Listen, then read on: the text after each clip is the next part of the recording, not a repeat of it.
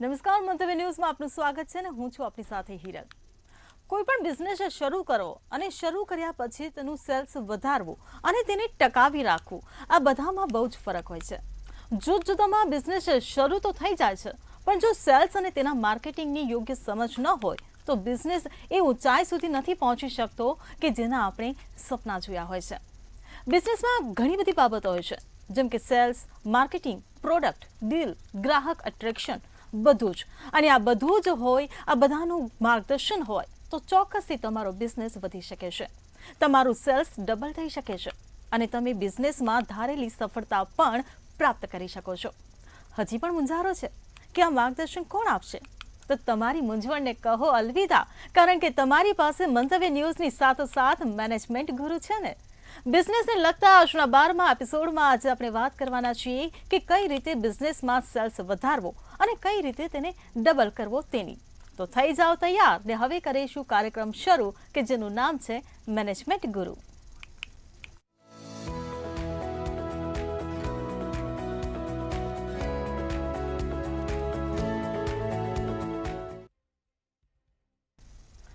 તો બિઝનેસના માર્ગદર્શન સાથે મંતવ્ય ન્યૂઝમાં ઉપસ્થિત છે મેનેજમેન્ટ ગુરુ ભાવેશભાઈ ઉપાધ્યાય. જી ભાવેશભાઈ, મંતવ્ય ન્યૂઝમાં આપનું સ્વાગત છે. Thank you so much. Bhaveshbhai, business શરૂ તો કરી દીધો છે, પરંતુ સતત ને સતત એક પ્રશ્ન મગજમાં મૂંઝવતો હોય છે કે હવે આ બિઝનેસને આગળ વધારવો કઈ રીતે, તેનું સેલ્સ કેવી રીતે વધારવું, આપ શું કહેશો? કોઈ પણ બિઝનેસનો મહત્ત્વનો પોઈન્ટ ગ્રાહક હોય છે. એટલે જો તમે કોઈ પણ બિઝનેસની શરૂઆત કરી હોય તો એના 4-5 તબક્કા હોય છે કે સૌપ્રથમ તો ગ્રાહકોને લાવવા કેવી રીતે, ગ્રાહકો આવી જાય પછી તો ગ્રાહકોને રિટેન કેવી રીતે કરવા, ગ્રાહકો રિટેન થયા પછી ગ્રાહકોને વધુ રિફરલથી કેવી રીતે મેક્સિમમ ગ્રાહકો આવી શકે. એટલે આખી જે ચેઇન છે, હવે જે વ્યક્તિ અથવા તો જે વેપારીને આખી સમજ હોય તે જ બિઝનેસને એક્સપાન્ડ કરી શકશે અથવા તો સેલ્સ વધારી શકશે. જો તમે સવારે શોપ ઓપન કરી, કસ્ટમરની રાહ જોઈ, જેટલા કસ્ટમર્સ આવે એમને ડિલિવરી આપી અને સાંજ પડતે તમારું શોપ બંધ કરીને ઘરે જતા રહો છો તો તમે એક નોર્મલ શોપકીપર છો અથવા તો તમે એક નોર્મલ વેપારી છો. પરંતુ જો તમારે બધા કરતાં અલગ થવું હોય, તમારા સેલ્સમાં ડબલ ગ્રોથ જોઈતો હોય, તમારા સેલ્સમાં યર બાય યર 20-30-40% ગ્રોથ જોઈતો હોય તો તમારે કસ્ટમર એક્વિઝિશન એટલે કે ગ્રાહકોને તમારે તરફ ખેંચી લેવા પડે. આને માટે તમારી જોડે ઇનોવેટિવ આઈડિયા હોવો જોઈએ, તમારી ક્રિએટિવિટી હોવી જોઈએ, તમારી પ્રોડક્ટની યુએસપી બતાવવી પડે તમારે કસ્ટમરને, અને તમારે ગ્રાહકને પ્રોડક્ટ્સ નથી વેચવાની, તમારે ગ્રાહકને સર્વિસ આપવાની છે, વેલ્યુ એડિશન આપવાનું છે. જ્યારે પણ ગ્રાહક આવે તમારા શોપમાં કે તમારા વેપારમાં, ત્યારે જો તમે ગ્રાહકને રિસ્પેક્ટ આપશો, એની નીડ શું છે એને સમજીને જો તમારી પ્રોડક્ટની વાત કરશો અને તમે એક નક્કી કરો કે તમે પ્રોડક્ટ વેચવા નથી આવ્યા, પરંતુ તમે અત્યારે એક સોલ્યુશન પ્રોવાઈડ કરવા માટે આવ્યા છે. તમે ગ્રાહકને શું જોઈએ છે, ગ્રાહક તમારે ત્યાં પગ મૂકે અને જો તમને ખબર પડી જાય કે આ ગ્રાહકને શું જોઈએ છે તો તમે સાચા વેપારી છો. પરંતુ તમે ગ્રાહકને તમે બહુ રિસ્પેક્ટ ના આપો, તમે એને ઇગ્નોર કરો અથવા તો એને રૂટીન એક્ટિવિટીઝ તરીકે જોશો તો તમારો ગ્રોથ એટલો બધો નહીં થાય. એટલે સારા વેપારી માટેની પહેલી શરત એ છે કે તમારે ગ્રાહકોને સૌથી વધુ ખેંચી લાવ્યા, એને રિટેન કરવા અને ગ્રાહકો લાંબા ગાળા સુધી જળવાઈ રહે એવો પ્રયત્ન કરવો, તો જ તમારા સેલ્સમાં ગ્રોથ થશે. જી બિલકુલ. ભાવેશભાઈ, એક સવાલ એ પણ ઊભો થાય કે ઘણા લોકોની સમજ એવી હોય છે કે સેલ્સ અને માર્કેટિંગ બંને એક જ છે. મારે તમારી પાસેથી જાણવું છે કે સેલ્સ અને માર્કેટિંગ બંને એક જ છે કે અલગ છે, અને જો અલગ છે તો બંનેમાં ફરક શું છે? સેલ્સ અને માર્કેટિંગ એ સિક્કાની બે બાજુ છે. હવે સેલ્સ કોને કહેવાય? જ્યારે તમે તમારી પ્રોડક્ટનું વેચાણ કરો છો અને એકચ્યુઅલ એનું બિલિંગ થાય છે અને તમને એનું રિટર્ન મળે છે, એને સેલ્સ કહેવાય. પરંતુ આ પ્રોડક્ટના વેચાણ માટે ગ્રાહકને તમારા જોડે કેવી રીતે ખેંચી લાવો એની એક્ટિવિટીઝને માર્કેટિંગ કહેવાય. Sales is a part of marketing. અને જેટલા પણ ઓર્ગેનાઇઝેશનમાં, એ નાનું હોય કે નાનો વેપારી હોય કે મોટું ઓર્ગેનાઇઝેશન હોય, જ્યાં સેલ્સ ડ્રીવન કલ્ચર હોય ત્યારે એ કંપનીનો ગ્રોથ થાય છે. એ નાનો વેપારી પણ હોય, પરંતુ જો એનું ફોકસ સેલ્સ ઉપર જ હોય કે મારે એવી કેવી માર્કેટિંગ એક્ટિવિટીઝ કરવી. લાસ્ટ એપિસોડમાં મેં એક્ઝામ્પલ આપ્યું હતું પૂજારા ટેલિકોમનું, કે જેમણે પોતાના શોપની બહાર મહેંદીની એક બેન રાખી હતી. એટલે લોકો મેક્સિમમ સ્પેશિયલી ફિમેલ આવે તો મહેંદીને જોઈને એટ્રેક્શન થાય અને મેક્સિમમ કસ્ટમર્સ આવે. એવી જ રીતે જો તમને ખબર હોય કે હું ગ્રાહકને કેવી રીતે ખેંચી લાવીશ, હું તમને એક સરસ એક્ઝામ્પલ આપું એગ્રીકલ્ચર ઇન્ડસ્ટ્રીનું. એગ્રીકલ્ચર ઇન્ડસ્ટ્રીઝમાં એવું કહેવાય છે કે ત્યાં 40થી 60 કે 100 દિવસની ક્રેડિટ હંમેશા હોય છે. એટલે એગ્રીકલ્ચર ફિલ્ડમાં ભારતમાં એગ્રીકલ્ચર ઇન્ડસ્ટ્રીનો કોન્ટ્રીબ્યુશન 20% છે. પરંતુ આ ફિલ્ડમાં પણ એટલી બધી કોમ્પિટિશન છે. આવામાં જ એક કંપની છે યુનિવિયા, જેમનું મોડલ જ એવું છે કેશ એન્ડ કેરી. એટલે જ્યારે આખું માર્કેટમાં જ્યારે 60 દિવસ કે 100 દિવસની ક્રેડિટ ચાલે, ત્યારે આ કંપનીનું બિઝનેસ મોડલ એવું છે કે તમે પહેલાં પૈસા આપો પછી જ હું મારી પ્રોડક્ટ આપીશ. એટલે જો તમારામાં તાકાત હોય, તમે ઇનોવેશન ધરાવતા હોય, તમે બધા કરતાં અલગ હો, તો તમને કોઈ રોકી નહીં શકે. સવાલ તમારી પોતાની જાતની થિંકિંગનો છે. તમે કેવું વિચારો છો, તમે કેવી પ્રોસેસ ઊભી કરો છો. બાકી માર્કેટ તો છે, તમારામાં તાકાત હોવી જોઈએ કે માર્કેટને ઓળખવાની. જે દિવસે તમને ખબર પડશે કે મારી એવી કઈ સિસ્ટમ કે કઈ પ્રોસેસ કે હું શું નવું કંઈક કરું જેથી ગ્રાહકો મારે ત્યાં આપોઆપ ખેંચાઈ આવે, ઓર ગ્રાહકો મારી જોડે સંકળાઈ જશે. એટલે જો તમને કસ્ટમર એક્વિઝિશન કરવાની જો તમારામાં તાકાત હોય તો તમારો ગ્રોથ નક્કી જ છે. સેલ્સ એ રિયલ જ્યારે પણ તમે પ્રોડક્ટનું વેચાણ કરો એ પ્રોસેસ છે, અને માર્કેટિંગ કસ્ટમરને ખેંચી નાખવાની એક પ્રોસેસ છે, કળા છે, સ્કિલ છે. અને જે કંપનીઓ અથવા તો નાના વેપારીઓ માર્કેટિંગનું નોલેજ ધરાવતા હશે એમનું સેલ્સ આપોઆપ થશે. જી બિલકુલ. દિભાવેશભાઈ, તમે પ્રોડક્ટની વાત કરી એટલે એક સવાલ એ પણ ઊભો થાય કે પ્રોડક્ટની સેલ્સ સાથે કોઈ લેવા દેવા કરી અને પ્રોડક્ટની સેલ્સ પર અસર પડે ખરી? ઓફકોર્સ પ્રોડક્ટની સેલ્સ જોડે લેવા દેવા ખરી જ. એટલે તમે કોઈ કોઈ એક શોપકીપરનું તમને એક્ઝામ્પલ આપું કે એમની જોડે 100 પ્રોડક્ટ હોય તો એમાંથી ખાલી 20 પ્રોડક્ટનું જ વેચાણ 80% જેટલું થતું હોય છે, અને બાકીની 80% જેટલી પ્રોડક્ટનું વેચાણ ખાલી 20% થતું હોય છે. એટલે કેમ એવું થાય છે? શોપકીપર ધંધો થવાનો જ છે એ ધ્યાનમાં રાખીને ઇન્વેન્ટરી ભેગી કરે છે, પરંતુ એમાંથી ખાલી 20% જ 80% જેટલી વેચાય છે. કારણ કે શોપકીપરને ગ્રાહકોને ખેંચી લાવવાની કળા નથી, અથવા તો કઈ વસ્તુમાં રિપીટ સેલ્સ થાય છે, કઈ વસ્તુ માર્કેટ કરતાં થોડી મારે ત્યાં અલગ છે, મારી પ્રોડક્ટમાં શું યુએસપી છે, અને મારી પ્રોડક્ટની યુએસપી હું કસ્ટમર જોડે કેવી રીતે લઈ જઈશ. જો એ જ્ઞાન તમારામાં હોય તો સેલ્સ તો થાય જ. એટલે જે 20% તમારી ઇન્વેન્ટરીનું જે 80% સેલ થાય છે ને, એ તમારે 30% કરવું પડે, 40% કરવું પડે. અને તમારા દુકાનમાં જેટલો માલ હોય એમાંથી જો 80% માલ તમારો જો વેચાય તો તમે બેસ્ટ શોપકીપર છો. અને 20% માલ તમારી ડેડ ઇન્વેન્ટરી ન થાય એ બી તમારે જોવું પડે. એના માટે સ્કીમ આપવી પડે, લોકોને 1માં 3 કે 1માં 2 એવી કંઈક સ્કીમ આપવી પડે. તમારે ત્યાં કોઈ પણ પ્રકારની ઇન્વેન્ટરી ના પડી રહે જોવાની તમારી ફરજ છે, તો જ તમે કહી શકો કે મારામાં સેલ્સ કરવાની ઉત્તમ તાકાત છે. એટલે જ્યારે પણ પ્રોડક્ટની વાત આવે ત્યારે એની પ્રાઇસ, તમે ક્યાં વેચો છો, કઈ ટેરેટરીમાં વેચો છો, અને એનું વેચાણ કેવી રીતે કરવું, એ બંને વચ્ચે સીધો સંબંધ છે. એટલે જ્યારે પણ આપણે પ્રોડક્ટની વાત કરીએ ત્યારે તમારી પ્રોડક્ટની કિંમત, પ્રોડક્ટ કઈ ટેરેટરીમાં જાય છે, પ્રોડક્ટ કોણ લે છે, અને સૌથી વધારે ગ્રાહક ક્યાંથી આવે છે, એ જો તમારી જાણકારી હશે તો જ તમારી પ્રોડક્ટનું સૌથી વધારે વેચાણ થશે. જી બિલકુલ. ભાવેશભાઈ, અમારા દર્શક મિત્રોને એ પણ જણાવો કે B2B અને B2C એટલે શું, અને સેલ્સની જે પ્રોસેસ હોય છે એ બંને માટે એક સરખી હોય છે કે પછી અલગ અલગ હોય છે? બહુ સરસ ક્વેશ્ચન છે કે અત્યારે ભારતમાં મોસ્ટલી 90% બિઝનેસ B2B અને B2C હોય છે. B2B એટલે શું? Business to business. એટલે ફોર એક્ઝામ્પલ, હું એક પ્રોડક્ટનું વેચાણ કરું છું, એ હું બીજા બિઝનેસ ગૃહને આપું છું, એને B2B કહી શકાય. હું સીધા રિટેલ કસ્ટમર્સને નથી આપતો, સીધા ગ્રાહકને નથી આપતો, પરંતુ મારી પ્રોડક્ટનું સૌથી વધારે વેચાણ હું બીજા બિઝનેસ ગ્રુપને આપું છું, એટલે એને B2B કહેવાય. અને હું જેટલું બી મેન્યુફેક્ચરિંગ કરું છું એ બધું જ હું બીજા બિઝનેસ ગ્રુપ આપું છું, અને એ ડિસ્ટ્રીબ્યુટર બી હોઈ શકે અને બીજો કોઈ કસ્ટમર બી હોઈ શકે. અને એ પછી આગળની પ્રોસેસ ગ્રાહકોને સુધી લઈ જાય છે, એની અલગ પ્રોસેસ હોય છે. જ્યારે B2Cમાં મારી પ્રોડક્ટ હું સીધો ગ્રાહકને આપું છું. B2Bમાં બિઝનેસ કરવો થોડો સહેલો હોય છે. B2Cમાં તમારી જોડે પાવરફુલ ડીલરનું નેટવર્ક હોય, ડિસ્ટ્રીબ્યુટર નેટવર્ક હોય તો જ તમે B2C કરી શકો છો. બંનેના ફાયદા છે, બંનેના વિશેષ ગેરફાયદા બી છે. B2Bમાં માર્જિન ઓછા હોય છે, જ્યારે B2Cમાં માર્જિન વધારે હોય છે. B2Cમાં પણ ચેલેન્જ વધારે હોય છે, B2Cમાં કોમ્પિટિશન વધારે હોય છે, B2Cમાં ટેરેટરી આધારિત વધારે હોય છે, જ્યારે B2Bમાં ટેરેટરી ઓપન હોય છે. તમે દેશમાં આપી શકો, વિદેશમાં આપી શકો, કોઈ પણ ટેરેટરીમાં આપી શકો. તમારા માર્જિન 10% 15% 20% જેટલા જ હોય છે, જ્યારે B2Cમાં ગમે તેટલું માર્જિન હોઈ શકે, 100% બી હોઈ શકે, 200% બી હોઈ શકે. ફોર એક્ઝામ્પલ જીઓ છે, જે ટેલિફોન માર્કેટમાં છે, કે ઇન્સ્ટ્રુમેન્ટલ માર્કેટમાં છે, કે મોબાઈલ નેટવર્કિંગના માર્કેટમાં છે, એ B2C છે. પરંતુ ફોર એક્ઝામ્પલ કોઈ કંપની ગમીસ બનાવતી હોય, એ ભલે એ બીજા કોઈ એક્સપોર્ટ કન્ટ્રીઝમાં આપતી હોય, પરંતુ એક જ કસ્ટમરને આપે છે, એને B2B કહી શકાય. B2B અને B2C ભારતનો 90% જેટલો માર્કેટને કેપ્ચર કરી રહ્યા છે, અને બંનેમાં ફાયદા છે. તમારી પ્રોડક્ટ શું છે, તમારા કસ્ટમર કોણ છે, એનું જો જ્ઞાન તમને હોય તો તમે B2B કે B2C એ કોઈ પણ એક પસંદ કરી શકો છો અને આગળ વધી શકો છો. જી બિલકુલ ભાવેશભાઈ, કોઈ પણ વેપારી હોય ને તો એનું જે નફો હોય, જે સેલ્સ હોય, એનું એક સર્વેયું કાઢતો હોય આખા વર્ષનું.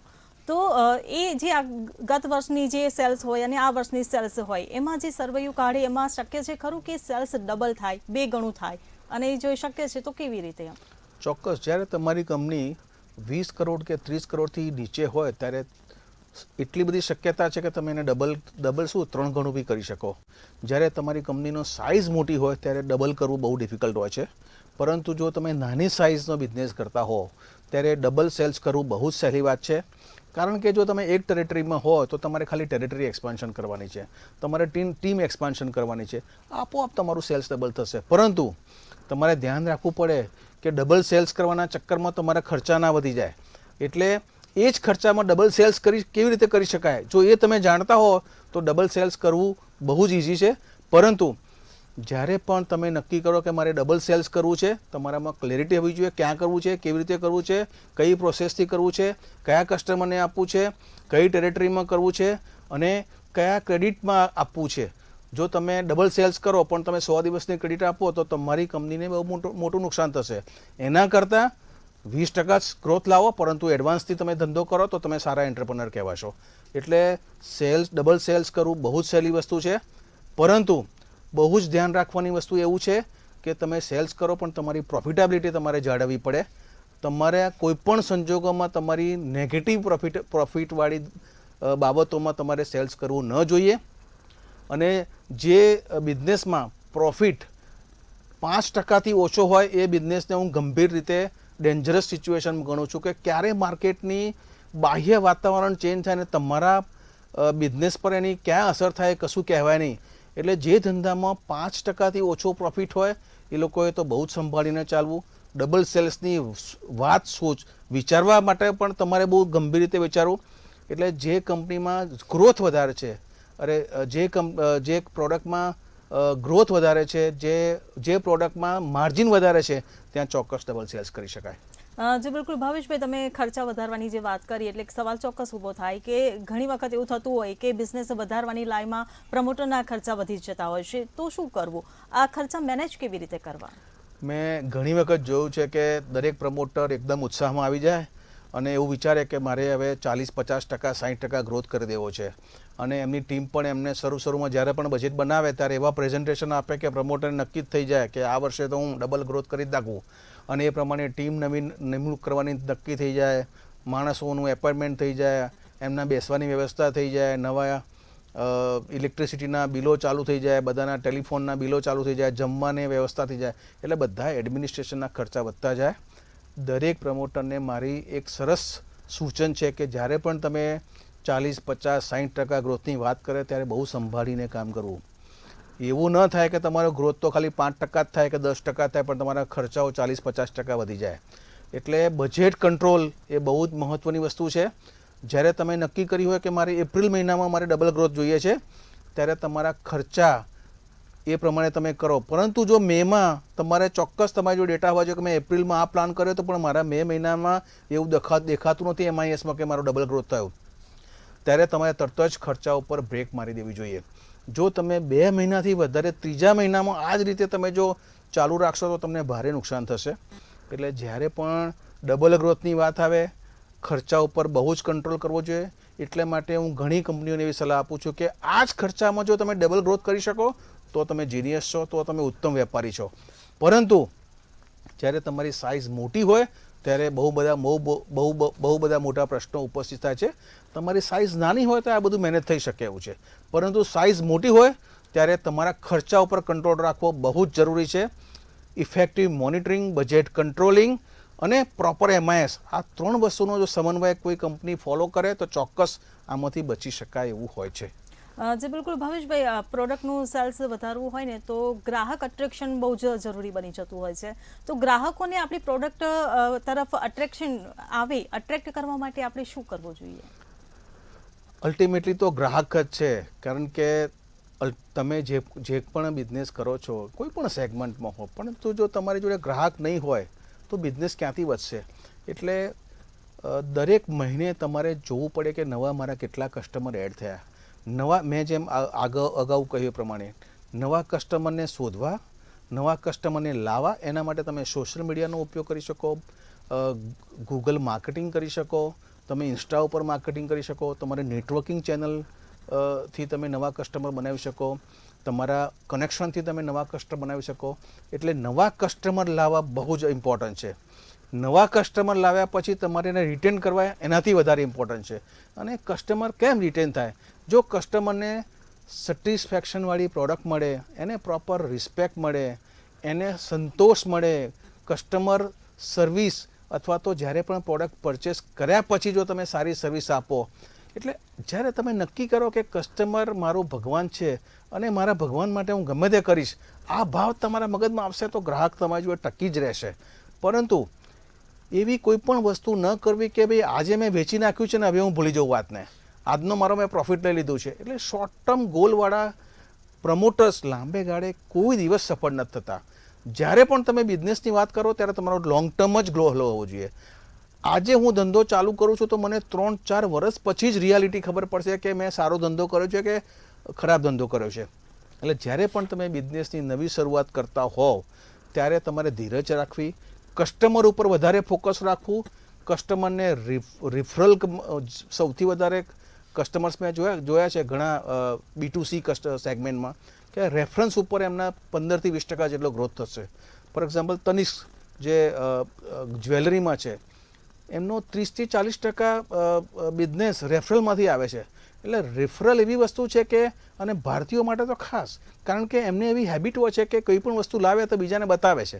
એટલે જ્યારે તમને એવું લાગે કે રેફરલના બિઝનેસમાંથી તમને સૌથી વધારે બિઝનેસ મળી રહ્યો છે ત્યારે તમારે એને ઇન્સેન્ટિવ આપવા જોઈએ. રેફરલ જે આપે છે એને તમારે કંઈક ડિસ્કાઉન્ટ આપવું જોઈએ. હું એક તમને એક્ઝામ્પલ આપું. એક નાનકડા શોપકીપરે 100 રૂપિયાનો ધંધો માટે એમણે 50 રૂપિયાની કૂપન ફ્રી આપી. તો લોકો એને ગાણો ગણતા હતા કે આ 100 રૂપિયાનો ધંધો કરે છે, બ્રેડ વેચે છે અને બ્રેડ ઉપર 50 રૂપિયાની ફ્રી કૂપન આપે છે. એ માણસ એટલો સ્માર્ટ હતો કે એક વખત 100 રૂપિયાની કોઈ બ્રેડ લઈ ગયું, 50 રૂપિયાની કૂપન આપી. એણે શરત રાખી હતી કે આ 3 દિવસમાં જો તમે ફરી પાછા બ્રેડ ખર્ચ લેવા આવશો તો જ આ 50 રૂપિયાની કૂપન ચાલશે. એક દિવસ એવો આવ્યો કે એની જે ઇન્વેન્ટરી હતી એ ખૂટવા માંડી. એટલે ઘણા બધા આઈડિયા છે. જો તમે ક્રિએટિવ હશો તો તમારો ધંધો થશે જ. નાનું ના વિચારો, મોટું વિચારો, શોર્ટ ટર્મ ના વિચારો, લાંબા ગાળનું વિચારો, તો તમારો ધંધો થશે જ. જી બિલકુલ ભાવેશભાઈ, તમે રિફરલ અને રેફરન્સની વાત કરી, એટલે કે રિવ્યૂની પણ વાત કરીએ કે ગ્રાહકના જે રિવ્યૂ હોય ને એ આપણી પ્રોડક્ટ સેલ્સ વધારવામાં પણ ઘણી મદદરૂપ થતી હોય છે. પણ ઘણી વખત એવું થાય કે જો રિવ્યૂ સારા હોય ને તો સાથે સાથે ખરાબ રિવ્યૂ પણ આવતા હોય છે, તો એ એકબીજાની પર કેવી અસર પાડે? ચોક્કસ. તમે જ્યારે પણ કંઈ હોટલ બુકિંગ કરો તો ચોક્કસ તમે રિવ્યૂ જુઓ છો કે આગળના જેટલા બી કસ્ટમર્સ આવ્યા છે એમણે હોટલ વિશે શું લખ્યું છે. એટલે આજના જમાનામાં તમે જ્યારે સ્ટાર્ટઅપ હો કે નવા બિઝનેસ કરવા માગતા હો કે કરતા હો, કસ્ટમરનો ફીડબેક તમારા માટે બહુ જ ઇમ્પોર્ટન્ટ છે. અને દરેક કસ્ટમર તમારા માટે એટલો બધો ઇમ્પોર્ટન્ટ છે. એટલે તમે કોઈ પણ કસ્ટમરને કેઝ્યુઅલી ના લો. એક કસ્ટમર પર જો તમારા માટે નારાજ થઈ જશે ને તો તમને તમારું રિવ્યૂ ખરાબ કરશે. એટલે તમે એઝ એ સ્ટાર્ટઅપ અથવા તો નાના કે મોટા બિઝનેસ પર્સન તરીકે એટલું તો ચોક્કસ નક્કી કરો કે મારે ત્યાંથી કોઈ કસ્ટમર નારાજ થઈને નહીં જાય. મારા કસ્ટમર બહુ હેપી નહીં થયા તો વાંધો નહીં, પણ તો નારાજ થઈને નહીં જાય. આટલું જો કરશો ને તો તમારા બિઝનેસને 4 ચાંદ લાગી જશે. એમાં કોઈ બેમત નથી. જી બિલકુલ ભાવેશભાઈ, હવે સેલ્સ વધારવા માટે અમારા કસ્ટમર માટે મેનેજમેન્ટ ગુરુનો આજનો ગુરુ મંત્ર અને અમારા દર્શકો માટે થોડીક ટિપ્સ. કોઈ પણ સેલ્સ વધારવા માટે ગ્રાહકોને ખેંચી લાવવા એ સૌથી મોટી પ્રાઇમરી શરત છે. અને એના માટે વિવિધ પ્લેટફોર્મનો ઉપયોગ કરવો. સોશિયલ મીડિયા એ આજના જમાનાનું બેસ્ટ માધ્યમ છે, બીજું નેટવર્કિંગ અને કનેક્શન્સ એ બીજું માધ્યમ છે, 2 ગ્રાહકો આવ્યા પછી એ ગ્રાહકો રિપીટ કેવી રીતે થાય, ફરીને ફરી ક્યારે આવે, એટલા માટે તમારી જોડે ઇનોવેટિવ આઈડિયા આવવા જોઈએ. મેં જેમ એક્ઝામ્પલ આપ્યું એમ 100 રૂપિયાના બ્રેડ ઉપર 50 રૂપિયાની કૂપન, એટલે તમારી જોડે આવા સતત નવા આઈડિયા આવવા જોઈએ. અને 3 ગ્રાહક રિટેન થયા પછી એ બીજા નવા ગ્રાહકને કેવી રીતે ખેંચી લાવશે, એના વિશે જો તમે એમને ઇન્સ્પાયર્ડ અને મોટિવેટ કરશો અને એને કંઈ ફાઇનાન્શિયલ બેનિફિટ આપશો તો ચોક્કસ નવા ગ્રાહકને લાવશે. ગ્રાહક જ તમારો કિંગ છે. ગ્રાહકને સંતોષ અને ગ્રાહકને સારી પ્રોડક્ટ મળી રહે એ જો તમે જોશો તો તમારું સેલ્સ નક્કી જ છે. જી ભાવેશભાઈ, તમે હમણાં સોશિયલ મીડિયાની વાત કરી કે સેલ્સ વધારવું હોય, માર્કેટિંગ કરવું હોય તો ટેકનોલોજીનો પણ આપણે જે અત્યારે ઉપયોગ કરી રહ્યા છે, બેસ્ટ રસ્તો કયો ટેકનોલોજીનો ઉપયોગ કરવા માટેનો? અત્યારે હું તમને કહું કે ભારતમાં 80% જેટલી કંપનીઓ અત્યારે સોશિયલ મીડિયાનો ઉપયોગ કરી રહી છે અને લીડ જનરેશન કરી રહી છે. લીડ જનરેશનમાં બી ભારતનો રેશિયો નોર્મલી વર્લ્ડમાં કેવું છે કે તમને 100 લીડ જેટલી આવતી હશે એમાંથી 2 જ લીડ તમારી કન્વર્ટ થાય બિઝનેસમાં, પરંતુ ભારતમાં આનો રેશિયો 11% છે. That means social media platform ખરેખર રીતે કામ કરી રહ્યું છે. સોશિયલ મીડિયામાં મેટા અને ગૂગલ આ 2 પ્લેટફોર્મ છે. મેટા એટલે ફેસબુક અને ઇન્સ્ટા, અને ગૂગલ માર્કેટિંગ, આ બંનેનો જો તમે સમન્વય કરશો તો ચોક્કસ તમને સારી એવી લીડ મળશે. અને લીડ મળ્યા પછી એને કન્વર્ટ કેવી રીતે કરવી એ મોટો વિષય છે. ઘણી બધી કંપનીઓ લીડ જનરેશન થાય પછી થોડી રિલેક્સ થઈ જાય છે, પરંતુ જેટલી બી લીડ મળી એનું મોનિટરિંગ કેવી રીતે કરવું, એ લીડને કન્વર્ટ કેવી રીતે બિઝનેસમાં કરવી, એ જો તમે જાણતા હશો તો ચોક્કસ તમે સોશિયલ મીડિયાનો સારો એવો ઉપયોગ કરીને તમારા બિઝનેસને નવો આયામ આપી શકશો. એટલે આજના જમાનામાં મેં જેમ તમને ડેટા આપ્યા, 11% જેટલા લીડ્સ ઇન્ડિયન કંપનીઝ એને કન્વર્ટ કરે છે બિઝનેસમાં. એટલે સોશિયલ મીડિયામાં મેટા અને ગૂગલનો જો તમે સારી રીતે ઉપયોગ કરશો તો તમારા સેલ્સને સ્પેશિયલી B2C માટે બહુ જ ખરેખર ઉપયોગ થશે. જી બિલકુલ ભાવેશભાઈ, આપ અમારી સાથે જોડાયા, અમારા દર્શક મિત્રોને આટલી સરસ માહિતી આપી એ બદલ આપનો આભાર. Thank you so much.